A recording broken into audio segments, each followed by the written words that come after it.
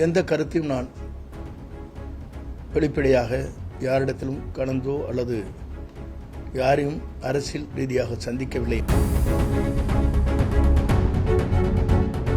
இதுபோன்ற வதந்திகளை பரப்பி எனக்கு ஒரு அவைப்பெயர் வர வேண்டும் என்ற நோக்கத்தோடு சில பேர் திட்டமிட்டு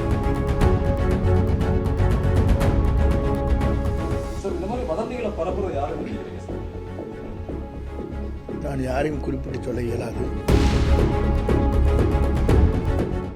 நேற்றைய தினம் அதற்கு முன்தினம் நான் பல்வேறு விளக்கங்களை சொன்னதற்கு பிறகு வேண்டுமென்றே சில வதந்திகளை பரப்பி வருவது உண்மையிலேயே வேதனையளிக்கக்கூடிய ஒன்று. நான் தெளிவாகவே நேற்றைய முன்தினம் அரசியல் சந்திப்பு யாரிடத்திலும் இல்லை என்றும், என்னுடைய மனைவி சென்னையிலே சிகிச்சை பெற்றுக் கொண்டிருக்கிறார், அவரை பார்ப்பதற்காகவும் என்னுடைய சொந்த வேலையாக முடித்துவிட்டு ஈரோட்டுக்கு துரித ரயில் மூலமாக வருகை தந்து நேற்றும் இன்றும் என்னுடைய பகுதியில் இருக்கிற மக்களுடைய அவருடைய குடும்பத்தில் ஏற்பட்டிருக்கிற அந்த துக்க நிகழ்விலே கலந்து கொண்டிருக்கிறேன். இது தொடர்ந்து இதுபோன்ற வதந்திகளை சில பேர் பரப்பி வருகிறார்கள். இது உண்மையிலேயே வேதனை அளிக்கக்கூடிய ஒன்று என்பதை நான் இந்த நேரத்திலே தெரிவித்துக் கொள்கிறேன். என்னுடைய நோக்கம் எல்லோரும் ஒன்றிணைய வேண்டும், இந்த இயக்கம் வலிமை பெற வேண்டும், புரட்சித் தலைவர் அம்மாவுடைய கனவு நிறைவேற்றப்பட வேண்டும், கோடிக்கணக்கான தொண்டருடைய தியாகங்கள் இதிலே வெற்றி வாகை சூட வேண்டும் என்ற நோக்கத்தோடு தான் 5ஆம் தேதி என்று விளக்கமாக அதை சொன்னேன்.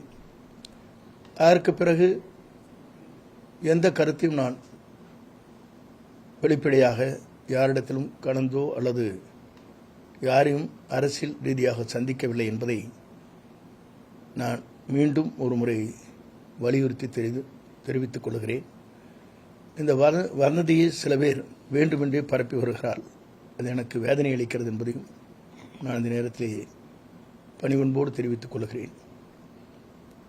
சார், அப்போ முந்தானத்து நீங்க அவங்க சொன்ன மாதிரி நீங்க ஓபிஎஸ் சந்திக்கலாம் சார். சென்னை கோட்டூர்புரத்தில் சந்திச்சதாவே ஒரு அழுத்தமான பதிவுகள் வச்சிருக்காங்களே சார். வேண்டுமென்றே வதந்திகளை பரப்புகின்றவர்கள் மீது என்னால் அதற்கு பதில் சொல்ல இயலாது. ஏனென்று சொன்னால் அதுபோன்ற நிகழ்வு நடைபெறவில்லை என்பதை தெரிவித்துக் கொள்கிறேன். சார், அப்ப திட்டமிட்டு உங்க மீது வதந்தி பரப்புறாங்கன்னு சொல்றீங்களா சார்? குறிச்சு வைக்கிறீங்களா நீங்க? இதுபோன்ற செய்திகள் வருகிற போதே நேற்றும் முன்தினமும் நான் அதற்கான தெளிவான விளக்கங்களை நான் குறிப்பிட்டேன். இருந்தபோதிலும் தொடர்ந்து நேற்று மாலை சில பேரை சந்தித்தாக குறிப்பிட்டார்கள். என்னை பொறுத்தவரையிலும் இன்று வரையிலும் குறிப்பிடுகின்ற யாரையும் நான் சந்திக்கவில்லை என்பதும் நான் இந்த நேரத்திலே தெளிவாக தெரிவித்துக் கொள்கிறேன். இதுபோன்ற வதந்திகளை பரப்பி எனக்கு ஒரு அவைப்பெயர் வர வேண்டும் என்ற நோக்கத்தோடு சில பேர் திட்டமிட்டு இந்த செயல்பாடுகளை செய்து வருகிறார்கள். அது எனக்கு மிகவும் வேதனை அளிக்கக்கூடிய ஒன்றாக இருக்கிறது என்பதை தெரிவித்துக் கொள்கிறேன்.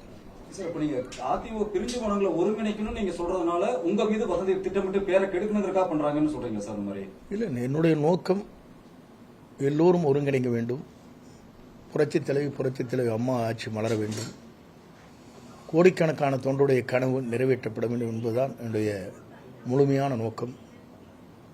அந்த நோக்கத்திற்கு சில பேர் இதுபோன்ற வதந்திகளை பரப்பி அது உண்மையிலே வேதனை அளிக்கக்கூடிய ஒன்று.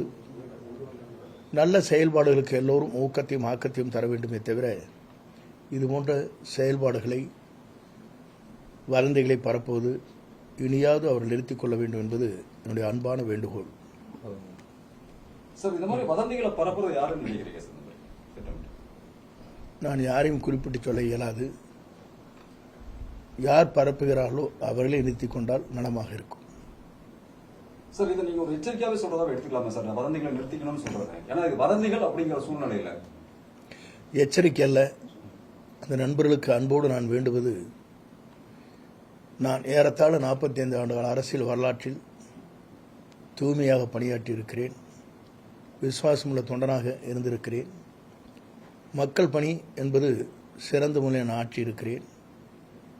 இந்த தொகுதி வாழ் மக்கள் எனக்கு அளித்து வாக்களித்து மாபெரும் வெற்றி ஈட்டித் தந்திருக்கிற வாக்காளர் பெருமக்கள் என்ன நினைக்கிறார்களோ அவர் கனவுகளை நிறைவேற்றுவதற்கு அவரோடு இருந்து அரசின் சார்பாக பல்வேறு திட்டங்களை கொண்டு வந்து செயல்படுத்தி இருக்கிறேன்.